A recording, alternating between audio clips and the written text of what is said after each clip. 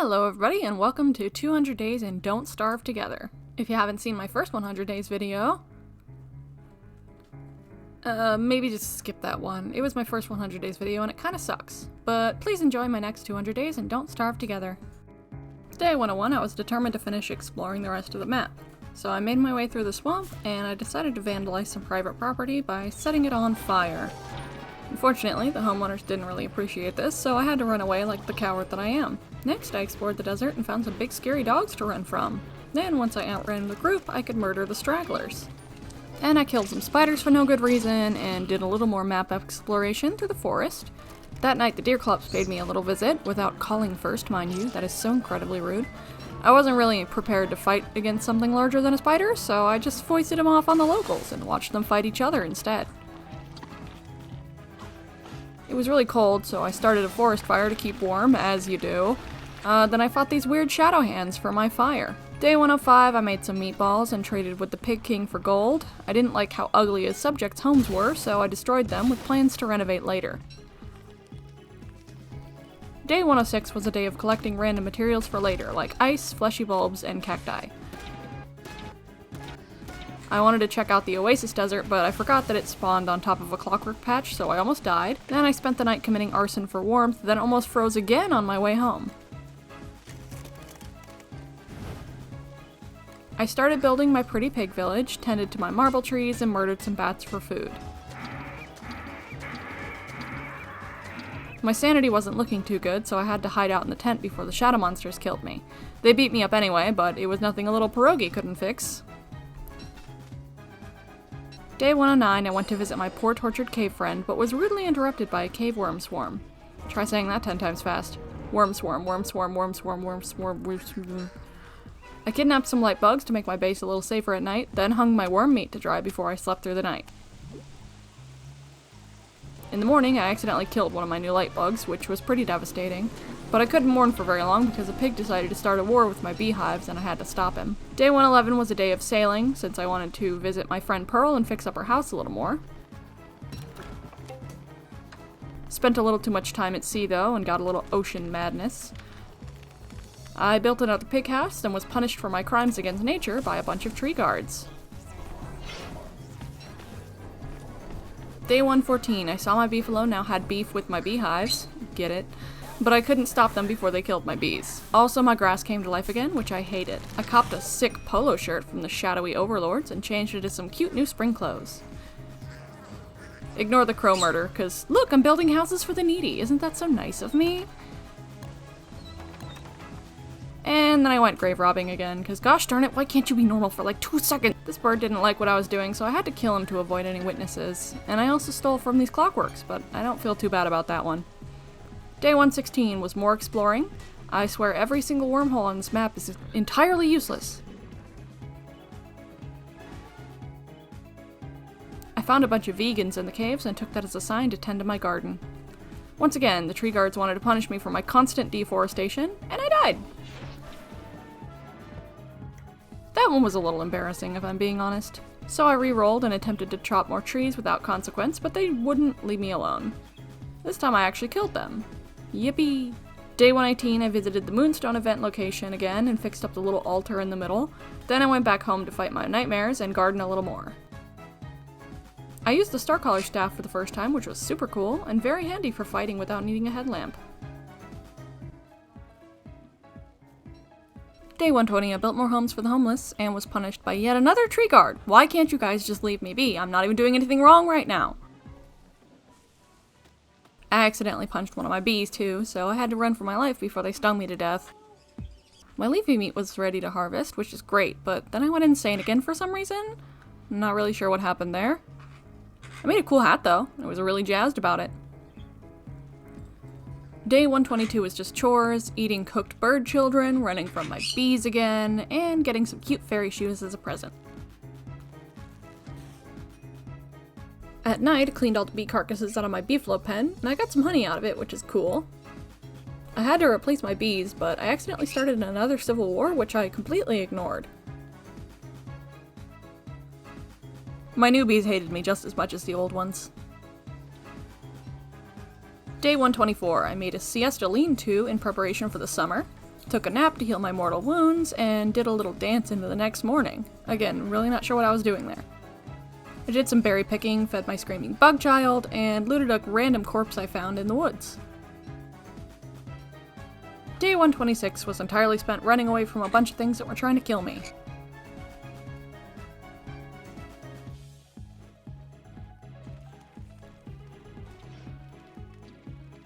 But it was worth it to check what I needed to get a new pet. By the time I got home, my sanity was in the toilet and I had to fight my nightmares to the death. I traded for some gold with the Pig King and then selflessly built some more homes for the less fortunate. Summer was making my farm a little too deadly, so I took a break from the hot sun to take a nice nap. Oh, never mind, the sun went down, so I was kicked out of my tent immediately. How nice. But it was fine, because I was able to farm again without burning to death. Day 129, I killed some locals in cold blood, and headed to the florid postern with all the materials I needed to fix it up. Are you kidding me? I'm still missing items! Now I have to run all the way back home, and it's fine. It's fine. I like taking hikes anyway. It's all good. It's fine. On my way home, I killed a meaty plant monster, tried to cool off at my magical anti-fire, and got punished by the antlion for not paying my taxes. After stuffing my face, I realized I yet again needed more meat, so I murdered some bats under the light of the full moon. How romantic. Day 132, I got distracted by picking desert flowers for some reason, and then I remembered I was working on finishing the florid postern, so I started getting the materials I needed. Also, I may have murdered a bird, but just ignore that.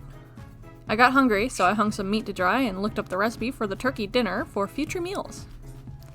Day 133, and it was present time again. I got these ugly blue gloves. Awesome. And I completely forgot about the florid postern yet again, so here I am chasing a koala in the swamp for some reason. At least I got some meat out of it, so it wasn't a total waste of time. I also picked a fight with a tentacle? I honestly don't know why I do these things when I should be being productive, but that's basically what I do in real life too, so I guess that tracks. Anyway, I got some pretty flowers, and then my base caught fire in the summer heat, and I had to rebuild a bunch of stuff. I worked on my garden on the night of day 134, then in the morning I went fishing for even more meat since vegetables on their own are useless to Wigfrid. This is the first time I've used a luxury fan, by the way, and I absolutely love it for keeping cool during the day. Day 136, I was attacked by a pack of dogs and escaped on a boat. Finally found the lunar island, and I collected everything I could from there. I used bath bomb for the first time, which was interesting. And then I tried to forget about the heat by working on creating the lunar crafting station. If I brought a beefalo, it would have been way faster, but I'm lazy and possibly a masochist when it comes to video games, so I just carried all 3 pieces across the island myself. When it was finally finished, I made a ton of glass cutters and axes, but was rudely interrupted by another pack of dogs trying to kill me.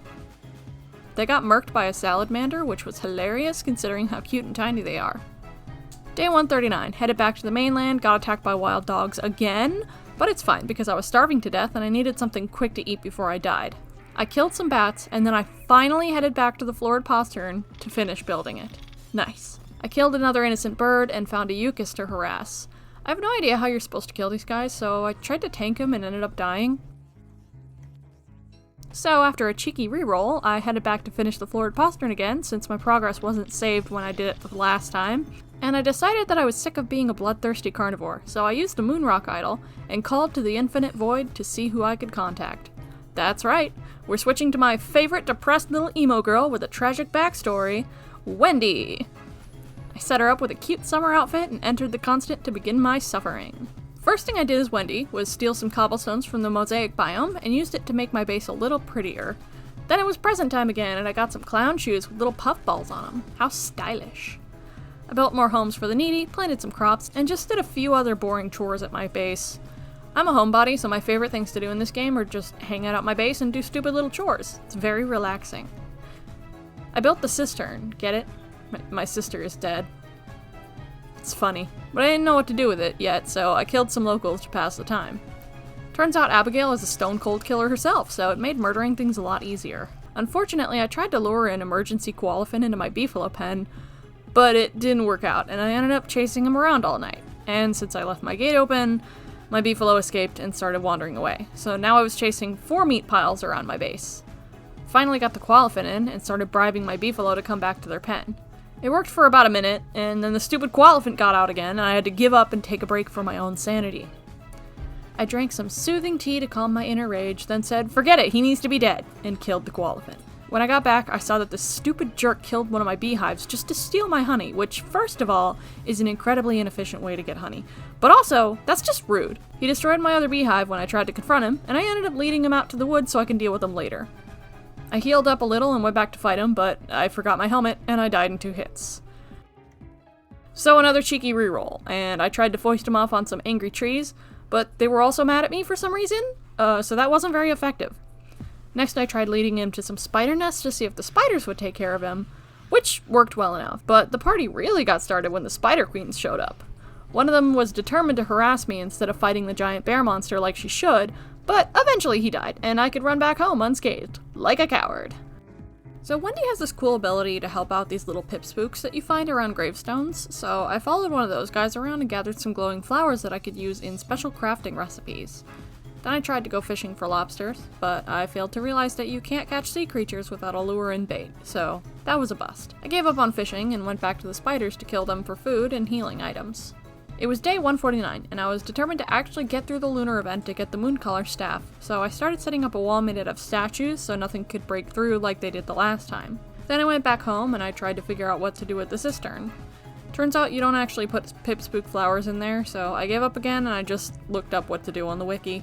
You're apparently supposed to put flower petals in it, and it helps Abigail heal faster or something, so that's pretty cool. Day 151, I went back to preparing for the next full moon by placing hay walls to keep monsters out. I ran out of time to make statues, so I tried the hay walls out of desperation, just hoping they would be enough to work. But they broke through right away, and I had to watch them punch my staff and crush my dreams, just like they did the last time. I was really bummed out about the lunar event, so I decided to start a pig war so I could vent my frustrations through murder.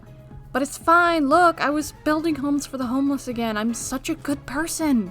Then I farmed my marble trees, and killed some innocent stray dogs, and then I went back to start working on the moon color staff event again. I had to break down on my walls and start building an actual fortress that would protect it next time. Day 155, I went back home to do some basic household chores, such as killing things and setting forest fires. I made some food and started setting up for the next hound wave. Abigail killed some spiders, which was fun, and I started looking at recipes because I could finally eat butter muffins. Wigfred can't do that, because apparently she can't eat sweets, she can only eat meat, which is dumb. I went and murdered a bunch more spiders, angered their queen, and then ended up having to kill her, which was very easy with Abigail, so that's awesome. And then I started another pig war. I don't know why I keep doing this, I think I have a problem. Killed another lure plant for fun, and then made a ton of butter muffins. I felt kinda bad about killing all these guys' friends, so I ended up befriending one of my pigs and giving him a cool Spider Queen hat. Then I fed my horrible bug thing again because it never stops whining. It's always hungry, it's very annoying. Day 159, it was back to the caves. I was able to get a bunch of rocks for future builds, and then I started a war with some slurtles. Well, I mean, it wasn't really a war, it was more like just a genocide. I visited my friend again. I always miss him, he's such a cool guy. I stole houses from the vegans, and then I set up a vegan house right next to a spider den. And the cool thing about that is that the vegans are very racist against spiders, so every time they see them in the evening, they just start trying to kill them. So that's an easy meat farm for me. I did a little non-murderous farming for once, and then I fixed up some of the marble statues that got ruined because, once again, I forgot to pay my taxes, so the Antlion Queen was very upset with me. I went to cook some food, but fun fact, if you use your star collar staff and place a big giant ball of fire in front of a bunch of flammable things, they will also catch on fire. So I lost one of my crock pots because I'm really stupid. I built up my beefalo pen a little bit more, tried to make it look a little prettier, and then I harassed another Eucus. These are so much easier to kill when you have another person, and fortunately, I have Abigail now. She's the best. She's so fun to kill things with. Day 164, I killed a cat coon for some reason, made some really questionable looking gelatinous jelly meatloafs, and then I fulfilled every millennial's dream, and I broke open a seemingly infinite amount of avocados for free. Maybe now I can finally afford a home. Day 165, I got a little distracted by being chased by a giant monster, but I didn't really want to deal with him, so I just ran away and ignored him. With the avocados and the Eucus fur, I was able to finally go and trade in my pet for the new Cult of the Lamb pet. He is so cute, I love him so much. And I'll tell you right now, he is way less annoying than that stupid little bug. Like, I love the little fuzzy glom glom, but he's so annoying. At least when the lamb whines, it's a little less grating on your eardrums. That night I started a fight with a tall bird, and really embarrassingly, I died. So I re-rolled and pretended that that didn't happen. Day 167, I took my beautiful little lamb on a journey. He took a nice little nap as we sailed off to the lunar islands. I was able to collect a couple of things that I needed before I was rudely interrupted by the most hideous thing I have ever seen in my entire life. Day 169, I was back on my boat, sailing around the four corners of the map to try to find monkeys. Then I got ambushed by a pair of rock jaws, and I was actually able to kill one of them before the other one killed me, which, again, very embarrassing.